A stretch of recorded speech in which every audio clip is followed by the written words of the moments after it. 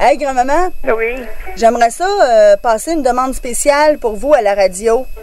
Demande spéciale? Ouais, une musique que vous aimez beaucoup, là, une chanson. Ah, un jour à la fois. Un jour à la fois? Oui. Parfait.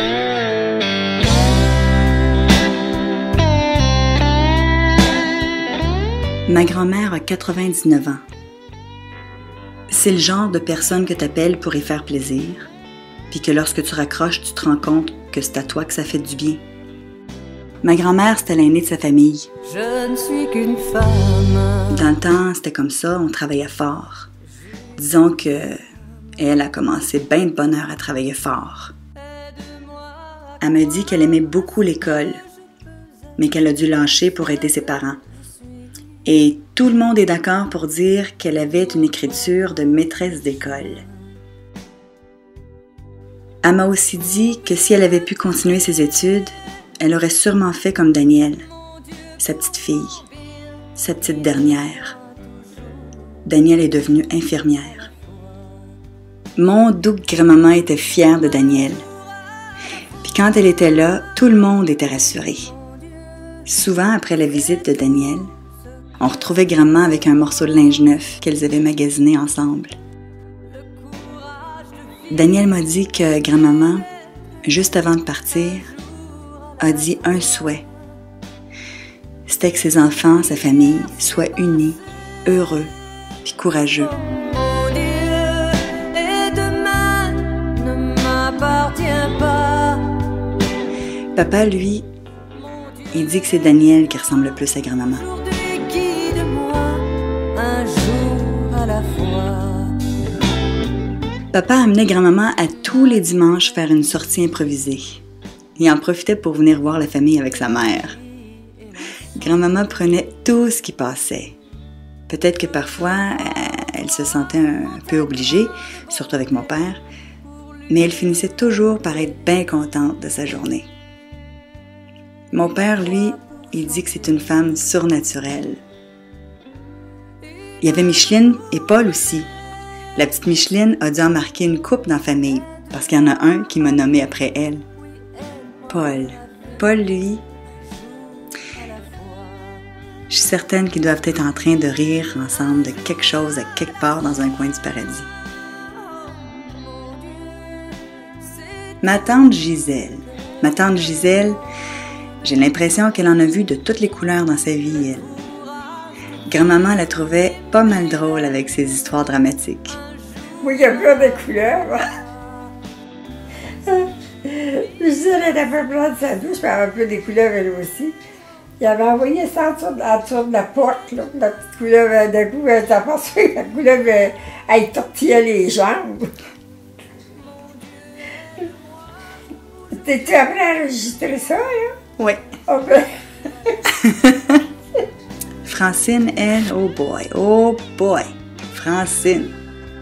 C'était la coiffeuse, la maquilleuse, la délégueuse, la ricaneuse, la conteuse, la rêveuse, la tripeuse, la chauffeuse, l'amoureuse, puis la rendeuse de service. Puis en échange, grand-maman l'écoutait broyer une fois par mois.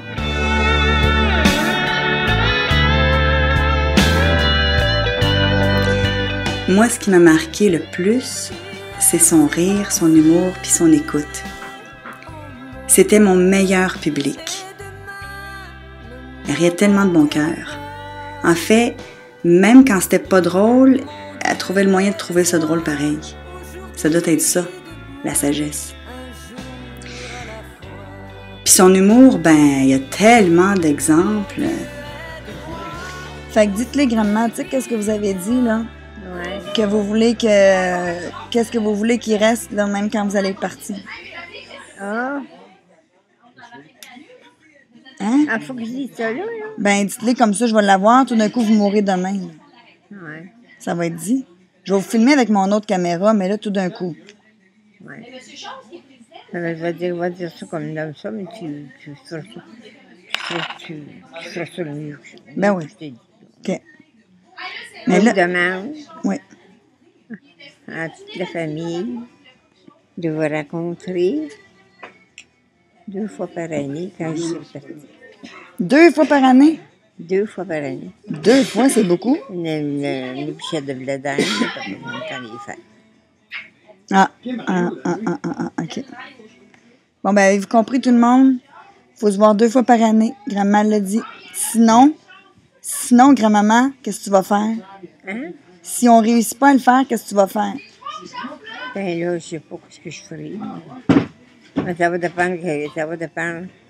Qu'est-ce qu'ils vont me dire l'autre bord. Hein? Mais je sais pas comment ça se passe l'autre bord. Oui, c'est un peu. Non, mais moi, j'ai peur que tu viennes me chatouiller les orteils si je réussis pas à faire 2 parties par année. J'ai pensé à ça. Moi, je dis qu'elle est passée maître dans comment savoir faire un revirement de situation dramatique. Si tu penses ça, mais que je sois morte, là. Ben oui, moi. Hey, on va avoir un souvenir de ma toi. va venir vous tirer les orteils. Ben là, je peux-tu le passer avant de bord? Je me souviens une fois, j'étais chez elle dans son petit logement et elle a reçu un appel de mon cousin Dédé. Tout le monde sait que pour Dédé, grand-maman, c'est de l'or en barre. Mais cette fois-là, Dédé avait sûrement pris une coupe de bière avant d'appeler grand-maman parce qu'il s'est mis à dire des belles niaiseries. Grand-maman l'écoutait, un peu surprise, mais un peu habituée aussi. Puis grand-maman, avec sa rapidité d'esprit, a décidé de prendre cette opportunité-là pour y faire une bonne leçon. Elle a commencé à distancer ses réponses. Ce qui était plutôt facile parce qu'elle éloignait tout le temps le téléphone pour pas que Dédé l'entende rire. Puis tout d'un coup, elle s'est mise à dire « Mimi, une ambulance! » Puis elle a raccroché. Pauvre Dédé. En tout cas, son discours a bien changé quand il a rappelé 2 secondes après. Grand-maman riait tellement. Grand-maman!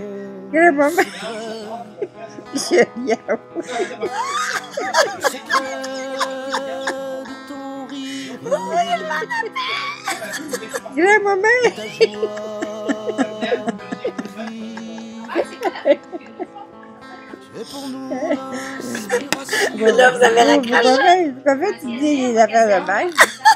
Bon, oui, grand-maman, c'est pour rire, ça, oui. Il pensait que tu avais perdu connaissance. J'avais pas dit c'est bien. Mais là, je m'attendais pas, hein. Puis, je viens de dire à Mimi, appelle l'ambulance. C'est pour lui dire. Tout le monde appelait grand-maman pour se mettre au courant de ce qui se passait dans la famille. Ou pour lui demander conseil. Je pense que j'ai dû l'appeler 2-3 fois pour la même chose, tellement je me fiais sur elle. Genre, pour lui demander comment faire cuire ma dinde. Même ceux qui travaillent à la résidence venaient se confier. Grand-maman trouvait ça bien drôle, parce que quand elle suggérait quelque chose, bien souvent, ça marchait. Ma grand-mère est vivante. Son rire restera pour toujours présent dans nos cœurs. Ainsi soit-il.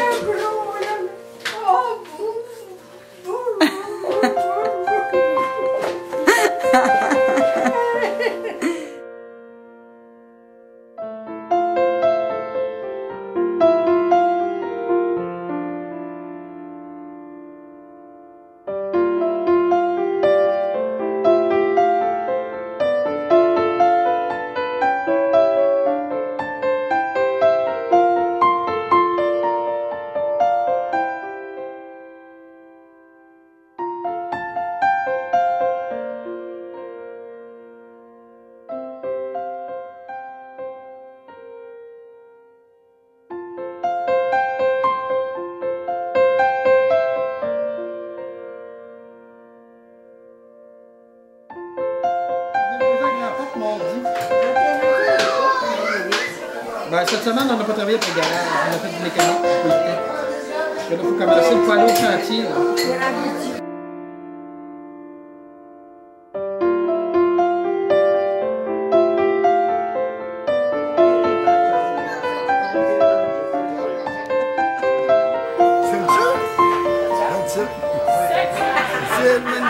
Fais-tu grand-maman? La Saint-François, elle va dire son père.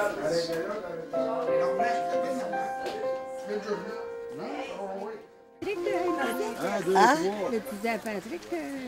Bon, c'est beau. Ça, c'est la...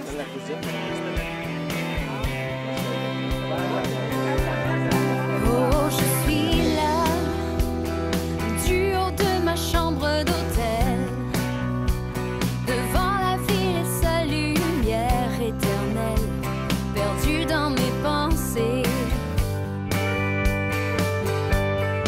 Oh, ici, je pense à tout ce qu'on s'est dit,